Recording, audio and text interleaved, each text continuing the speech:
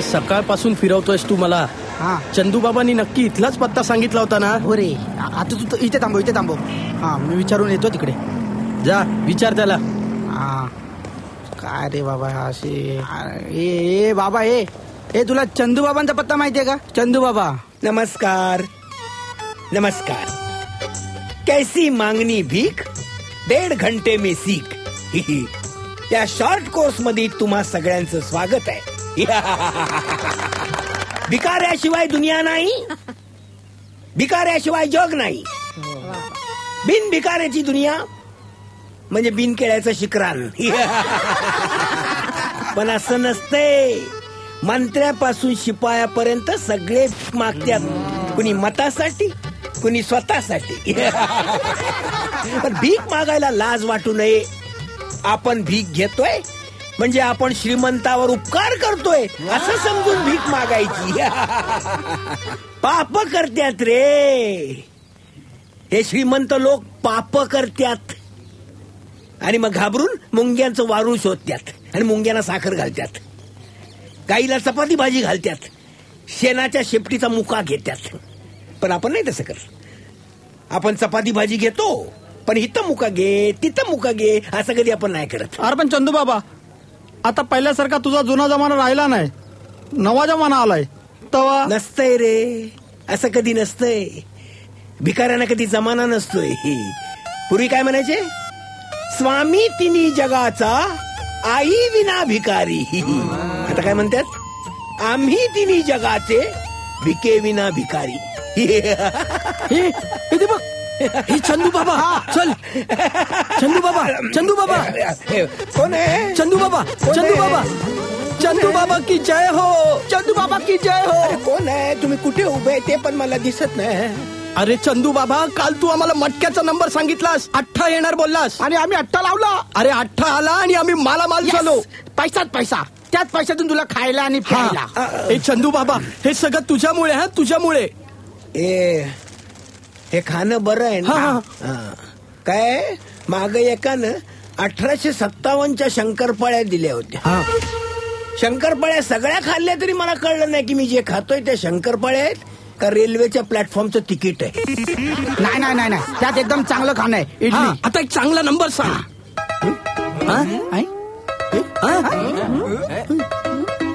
मी ढगात बघतोय म्हणजे जाणवतोय. सत्या. अरे सत्य येणार. चंदू बाबा, आता सगळा पैसा आम्ही सत्यावर लावणार. उद्या तुम्ही आम्हाला कुठे भेटणार? मी काय येडाय काय उद्या सापडायला? म्हणजे मी येडाय. मी इथं नाही तर कुठे सापडणार तुम्हाला? कुठेही सापडन. अरे असू दे रे, आम्ही तुला शोधून काढू. बरं आता येऊ आम्ही. सत्यावर लावा. चंदू बाबा की जय हो. चंदू बाबा की जय हो. चला, आजच्या दिवसासाठी एवढं बस झालं. आता भीक मागायला चला. मानानं, अभिमानानं, स्वाभिमानानं भीक मागा. लोकांनी हाकललं तरी कणखर, मजबूत, पोलादाच्या काळजाचे बना.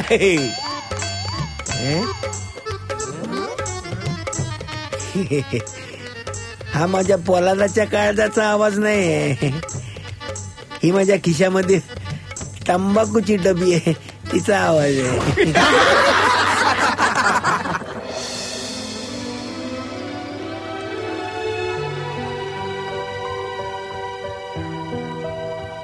Good morning sir.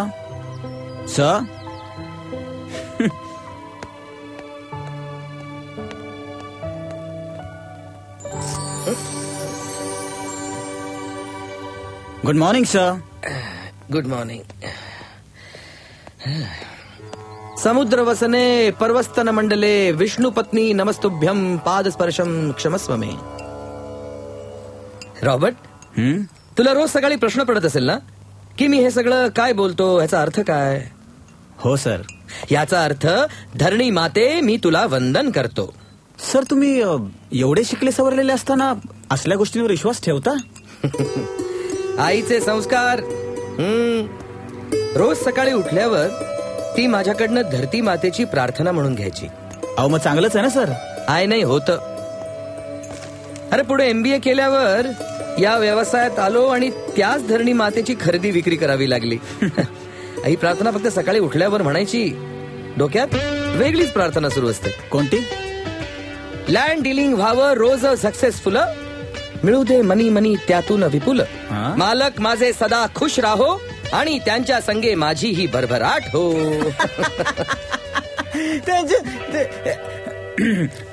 Sorry sorry sir.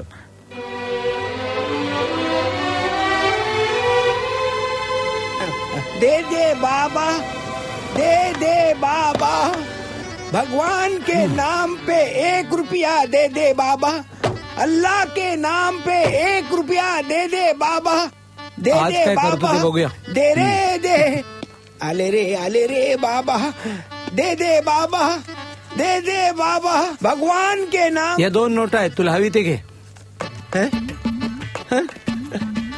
मला तुम्हीच लोक दिसत नाहीत सूट घातलेले, तर मला पैसे कुठून दिसणार? हे घे घे. हे बघ हे बघ हा, हा. हे बघ, हे घे. हात आहे तुमचा. हातात नोट अच्छा. आहेत.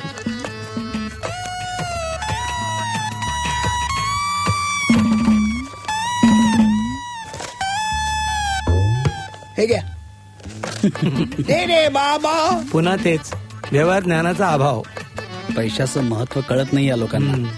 चला. दे रे बाबा, दे रे बाबा. चंदू, आ, अरे चंदू. कोण वॉचमन दादा? हो. वॉचमन दादा. हा, हा, हा. क्या है बोलो. अरे बोल बोल काय हा? रोजच नाटक बघतोय मी. तुला नेहमी ते 10ची आणि 20ची नोट देतात. तुला मोठी नोट कळत नाही काय? म्हणजे तू 20ची नोट का नाही उचलत? येडाय काय तू? ज्या दिवशी मी 20ची नोट उचलेल ना, त्या दिवशी मला मिळणारे 10 रुपये पण बंद होतील. बडे बडे लोगों से भीख मांगना चाहिए, देना चाहे या ना चाहे, लेना चाहिए, देना चाहे या ना चाहे, लेना चाहिए. दे रे बाबा. काय रे, काय चाललंय काय तुझं? कुठे काय नाही. अरे काय नाही, काय मगापासून बघतोय. इतक्या 4 वेळा घड्याळ पाहिलंस तू का? वैभवच्या कामाची टेन्शन आहे? नाही, अगदी तसंच काही नाही. आणि वैभवची ही कामाची पहिली वेळ कुठे आहे? आजपर्यंत त्यांनी अशा प्रकारच्या अनेक डील्स केल्या आहेत. हो, पण ह्या डीलची गोष्ट जरा वेगळी आहे. ह्या डील करता आपल्याकडे टाइम नाहीये जास्त. But what ever it is, I think Vaibhav will manage it. After all it's a deal. होऊ शकतं, बिस्कटू शकतं. नाही, मनातल्या मनात मला वाटतंय वैभव विल बी सक्सेसफुल. येस. यावेळी मी जरा साशंक आहे. शर्त लगी? पैज लावतोस? रक्कम नेहमीचीच. मी म्हणतो वैभव विल बी सक्सेसफुल. आणि मी म्हणतो नाही, लागली पैस.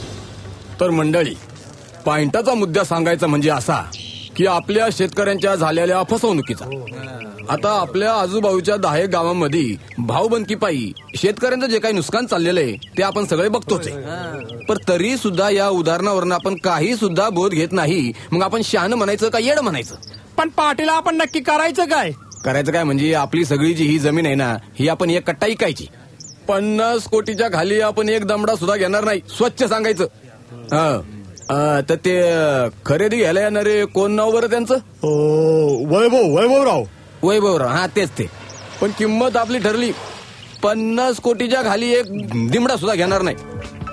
आले वैभवराव आले. या बघा, याला म्हणतात खरा बिझनेसमॅन. या वैभवराव, टायमाचा एकदम पक्का माणूस. बसा. नमस्कार. काय वैभवराव, आता तुम्ही आमच्या गावाकडे आलेले आहेत, तेव्हा व्यवहाराचं असं काय एकदम रोखठोक बोलता यायचं नाही. तरी पण काय, आज मी तुमच्या गावाला आलोय, उद्या तुम्ही आमच्या गावाला येणार, पण व्यवहाराचं रोखठोक बोला. बरं ठीक आहे. ही समजी जमीन आम्ही 1 कट्टा विकणार आहोत आणि 50 कोटीच्या खाली आम्ही 1 दमडा घेणार नाही. काय रे? 50 कोटी? हो.